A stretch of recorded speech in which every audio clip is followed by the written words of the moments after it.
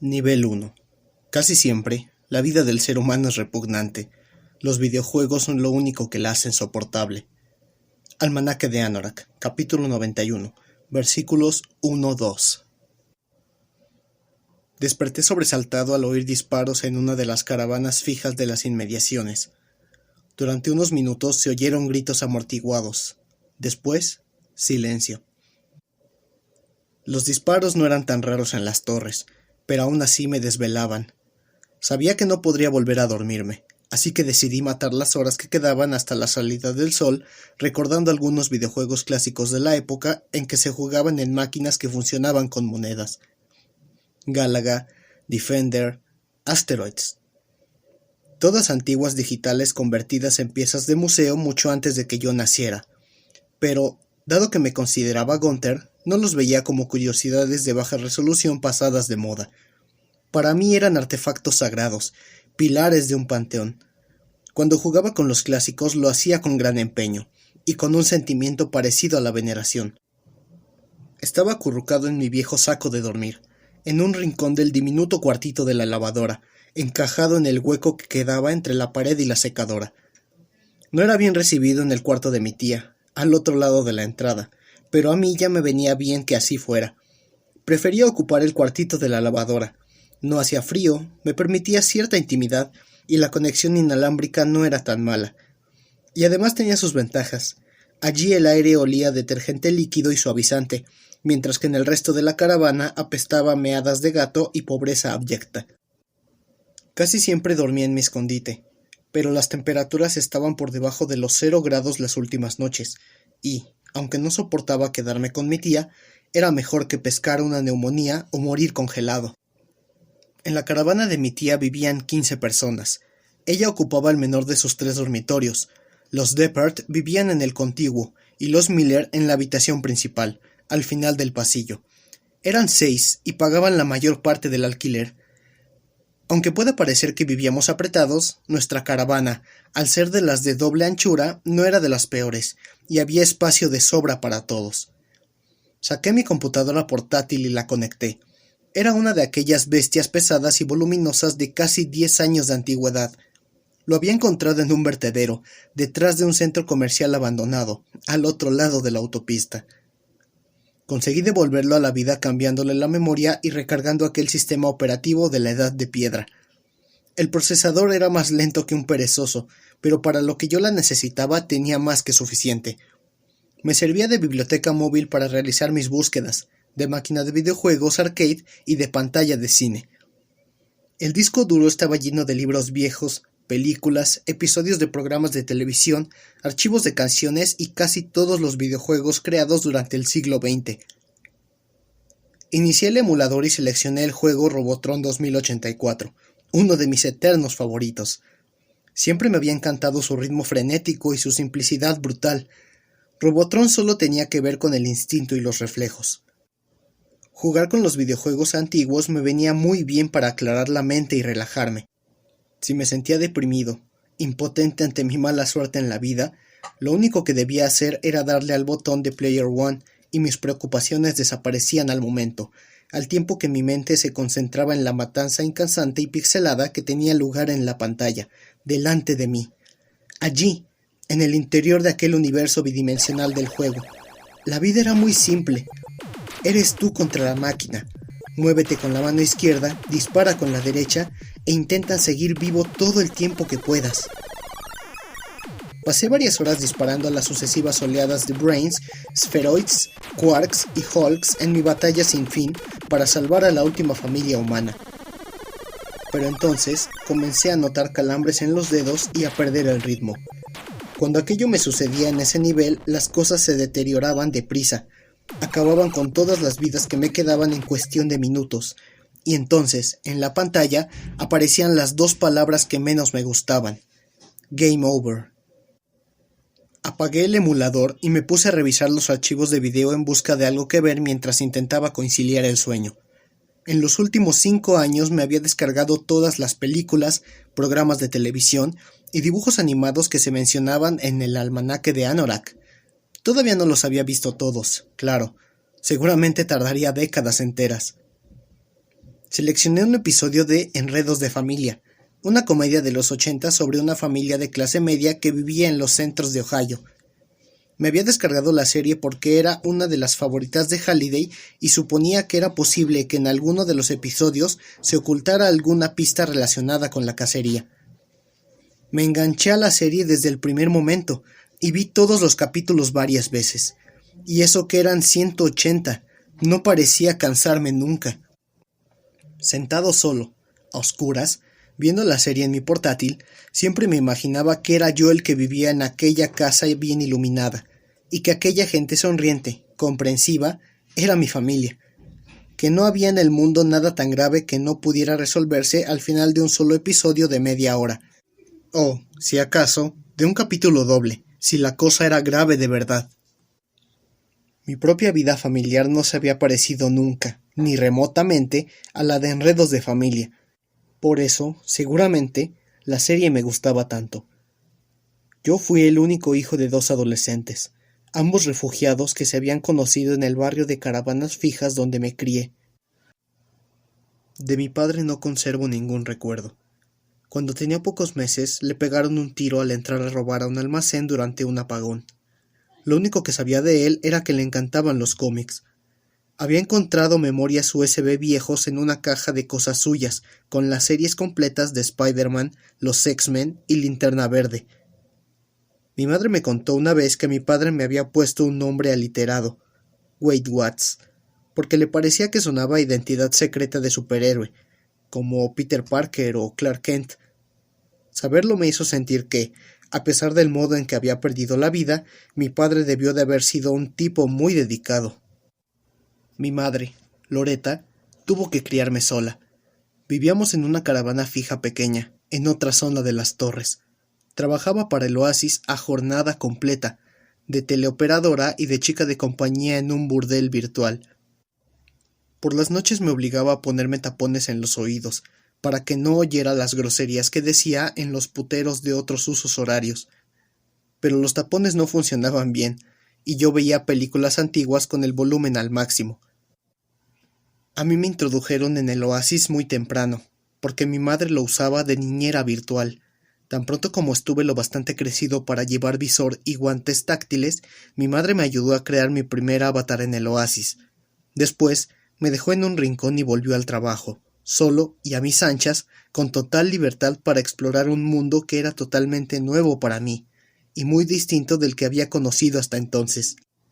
Puede decirse que, a partir de ese momento, me formé con los programas educativos interactivos del Oasis, a los que cualquier niño podía acceder gratuitamente. Pasé gran parte de mi infancia paseándome por una simulación de la realidad virtual de Plaza Sésamo, cantando canciones con muñecos muy cariñosos y participando en juegos interactivos que me enseñaban a caminar, hablar, sumar, restar, leer, escribir y compartir. Una vez que llegué a dominar aquellas habilidades, no tardé mucho en descubrir que el Oasis también era la mayor biblioteca pública del mundo, donde incluso un niño miserable como yo tenía acceso a todos los libros escritos en el planeta, a todas las canciones grabadas y a todas las películas, series de televisión, videojuegos y obras de arte creadas. Un lugar donde se hallaban reunidos los conocimientos, el arte y el entretenimiento de la civilización humana. Y estaba ahí, esperándome. Pero el acceso a tanta información resultó ser una bendición envenenada, porque entonces supe la verdad. No sé, tal vez su experiencia fuera distinta a la mía. Para mí, criarme como ser humano en el planeta Tierra en el siglo XXI era una putada, desde el punto de vista existencial. Lo peor de ser niño era que nadie me contaba la verdad sobre mi situación.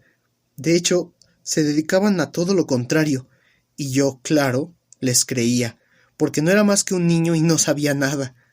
Pero si ni el cerebro siquiera se me había desarrollado del todo, ¿qué iba a saber yo, si los adultos no te dejaban de engañar? De modo que me tragaba todas aquellas patrañas propias de la edad de las tinieblas que me contaban, y después, con el paso del tiempo, ya era algo mayor.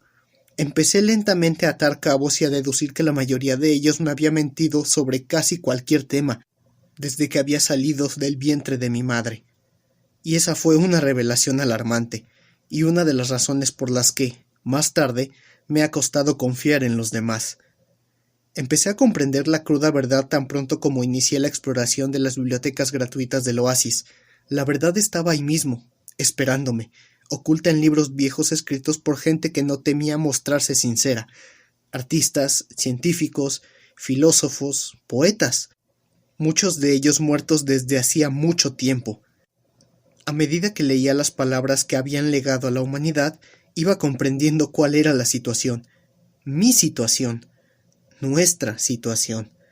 Lo que la mayoría de la gente llamaba la condición humana. Y no era nada bueno. Habría preferido que alguien me hubiera dicho la verdad descarada apenas fui lo bastante mayor para comprenderla. Ojalá alguien me hubiera dicho simplemente: así es la cosa, Wade. Tú eres lo que se conoce como un ser humano. Los seres humanos son unos animales muy listos, y como todos los animales de este mundo, descendemos de un organismo unicelular que vivió hace millones de años. Eso tuvo lugar gracias a un proceso llamado evolución, del que ya aprenderás más cosas. Pero hazme caso, así es como todos nosotros hemos llegado hasta aquí. Existen pruebas en todas partes, enterradas bajo piedras. ¿A ti te han contado eso de que a todos nos creó un tipo superpoderoso llamado Dios que vive en el cielo? ¡Mentira! Cuando se dice del Dios ese, en realidad, una patraña antigua que la gente lleva contándose miles de años. Nos la hemos inventado de pies a cabeza, como lo de Santa Claus y el conejito de Pascua. Ah, por cierto, ni Santa Claus ni el conejito de Pascua existen. Eso también es mentira. Lo siento, niño. Asúmelo. Seguramente te estarás preguntando qué pasó antes de que tú llegaras hasta aquí. Pues un montón de cosas horribles. Realmente. Una vez que evolucionamos hasta convertirnos en seres humanos, las cosas se pusieron bastante interesantes. Se nos ocurrió la manera de cultivar la comida y de domesticar animales para no tener que ir continuamente de un lado a otro.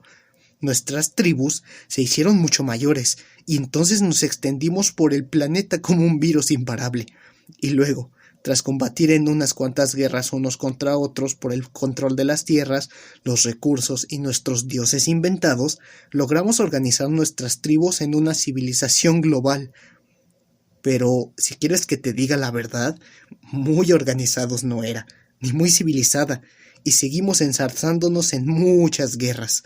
También se nos ocurrió cómo cultivar la ciencia, que nos ayudó a desarrollar la tecnología. Y teniendo en cuenta que somos un puñado de monos sin pelos, lo cierto es que hemos llegado a inventar algunas cosas increíbles. Las computadoras, la medicina, el láser, los hornos de microondas, los corazones artificiales, las bombas atómicas. Hemos llegado incluso a enviar a algunos tipos a la luna y hemos conseguido que regresen. También hemos creado una red global de comunicaciones que nos permite hablar con quien queramos en cualquier parte del mundo, en cualquier momento. No está mal, ¿verdad? Pero ahora vienen las malas noticias. Nuestra civilización global se ha creado con un coste muy elevado. Necesitábamos mucha energía para construirla, que obteníamos de los combustibles fósiles que provenían de los restos orgánicos de plantas y animales muertos enterrados en las profundidades del suelo. Consumimos casi todo el combustible fósil antes de que tú llegaras aquí, y ahora no queda casi nada. Eso significa que ya no producimos la energía suficiente para mantener a nuestra civilización en funcionamiento como antes, y hemos tenido que recortar gastos y retroceder. A lo grande. Se trata de una crisis energética global que dura ya un tiempo bastante prolongado. Es más, quemar todos nuestros combustibles fósiles tuvo algunos efectos secundarios, como por ejemplo el aumento de la temperatura en nuestro planeta y la contaminación del medio ambiente, de modo que, ahora, los casquetes polares se están derritiendo, ha aumentado el nivel del mar y el clima está patas arriba. Las plantas y los animales mueren en grandes cantidades y hay mucha gente desnutrida y sin techo. Además de que seguimos organizando guerras entre nosotros, casi todas por el control de los recursos que quedan. Básicamente, niño, lo que esto implica es que la vida es más dura que en los buenos tiempos, mucho antes de que tú nacieras. Porque antes todo iba bien, pero ahora la situación es más bien terrorífica. Para serte sincero, el futuro no pinta demasiado bien. Tú has nacido en una época de la historia bastante difícil, y parece que las cosas van a seguir empeorando. La civilización humana está en decadencia. Hay quienes creen que se derrumba. Seguramente te preguntarás qué va a pasar contigo. Pues es muy fácil, lo mismo que todos los seres humanos que han existido. Vas a morir. Todos moriremos. Las cosas son así. ¿Y qué pasa cuando te mueres? De hecho, no estamos totalmente seguros, pero las pruebas parecen indicar que no pasa nada. Estás muerto. El cerebro deja de funcionar y dejas de hacer preguntas molestas. Y estas historias que has oído por ahí, eso de que vas a algún lugar maravilloso llamado cielo, donde no hay más dolor ni muerte y vives eternamente en estado de perfecta felicidad, también mentira, como lo de Dios. No hay pruebas de la existencia del cielo y no las ha habido nunca. Eso también nos lo hemos inventado. Imaginaciones nuestras. O sea que, a partir de ahora, debes vivir el resto de tu vida sabiendo que algún día morirás y desaparecerás para siempre. Lo siento. De acuerdo. Tal vez, pensándolo bien, la sinceridad no sea la mejor política. Tal vez no sea buena idea contarle a un ser humano recién llegado que ha venido a un mundo de caos, dolor y pobreza, justo a tiempo para presenciar el derrumbamiento total. Yo fui descubriéndolo, poco a poco, con el paso de los años, y aún así me asustaba tanto que me daban ganas de tirarme de algún puente. Por suerte, tenía acceso al oasis, que era como contar con una escotilla de escape hacia una realidad mejor. El oasis me mantenía cuerdo. Fue mi patio de recreo y mi jardín de la infancia, un lugar mágico donde cualquier cosa era posible. El oasis es el escenario de mis mejores recuerdos de la niñez. Cuando mi madre no podía trabajar, nos conectábamos a la vez y jugábamos o leíamos juntos algún libro de aventuras. Mi madre tenía que sacarme a rastras de allí todas las noches, obligarme a apagar la computadora, porque yo nunca quería regresar al mundo real, porque el mundo real era una mierda. Jamás le eché la culpa a mi madre de que las cosas fueran como eran. Ella era una víctima del destino y la cruel circunstancia, como los demás. Su generación era la que lo había pasado peor. Había nacido en un mundo de abundancia, justo a tiempo de asistir a su derrumbamiento. Más que culparla, recuerdo que sentía lástima por ella. Se pasaba el día deprimida y las drogas parecían ser lo único que disfrutaba de verdad. Claro que también fueron las que acabaron por matarla.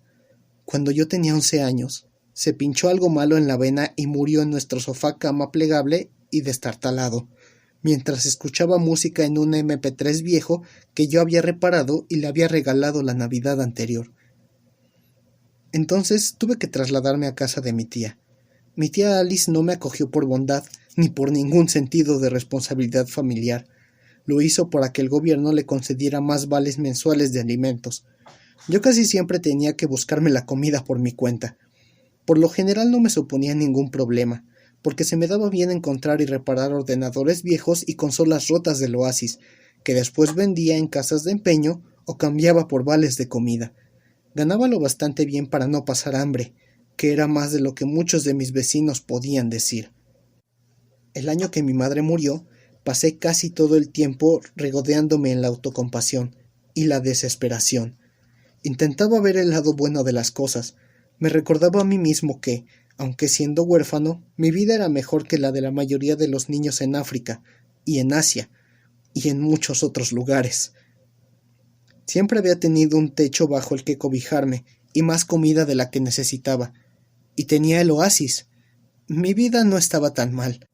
Al menos eso era lo que me repetía una y otra vez, en un intento inútil de ahuyentar la inmensa soledad que sentía. Creo que fue la búsqueda del huevo de Pascua de Halliday lo que me salvó. De pronto encontré algo en lo que merecía la pena meterse de lleno, un sueño digno de ser perseguido. Durante aquellos últimos 5 años, la cacería me había marcado una meta, un objetivo, algo que buscar, alguna razón para levantarme por las mañanas y, lo más importante de todo, algo por lo que mantener alguna esperanza. Desde que empecé a buscar el huevo, el futuro dejó de parecerme tan negro. Iba por la mitad del cuarto episodio de mi mini maratón de enredos de familia cuando la puerta del cuartito de la lavadora se abrió con un chirrido y entró mi tía Alice. Una arpía desnutrida cubierta con una bata para estar en casa, aferrada a una cesta de ropa sucia. Parecía más despierta que otras veces, por lo que no me aguardaba nada bueno. Cuando estaba intoxicada resultaba más fácil tratar.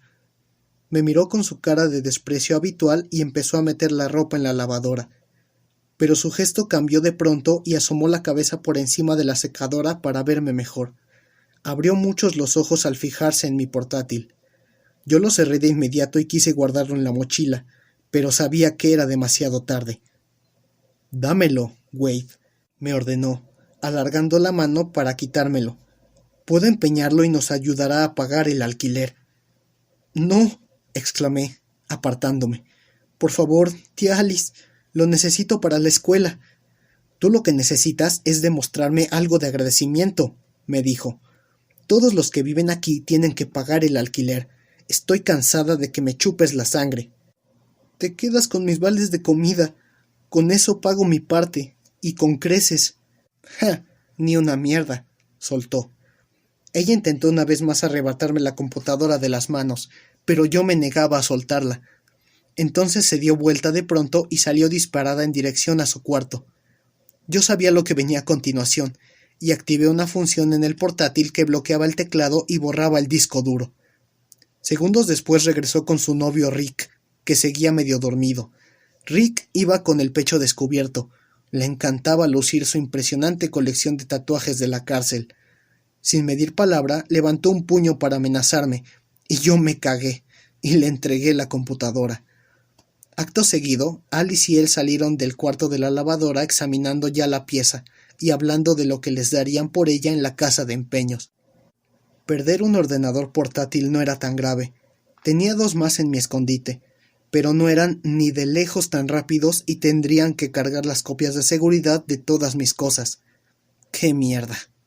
En fin, la culpa era mía. Sabía que me arriesgaba llevando cualquier cosa de valor allí. La luz azulada del amanecer empezaba a colarse por la ventana del cuarto de la lavadora. Decidí que no estaría mal salir de casa un poco antes de ir a la escuela. Me puse lo más deprisa y silenciosamente que pude los pantalones de pana, vaqueros anchos y aquel abrigo que me quedaba grande, las únicas 3 prendas de invierno que tenía. Agarré la mochila y me subí sobre la lavadora. Después de ponerme los guantes, abrí la ventana cubierta de escarcha. El aire ártico de la mañana se me clavó en las mejillas, y durante un instante contemplé aquel mar asimétrico que formaban los techos de las otras caravanas.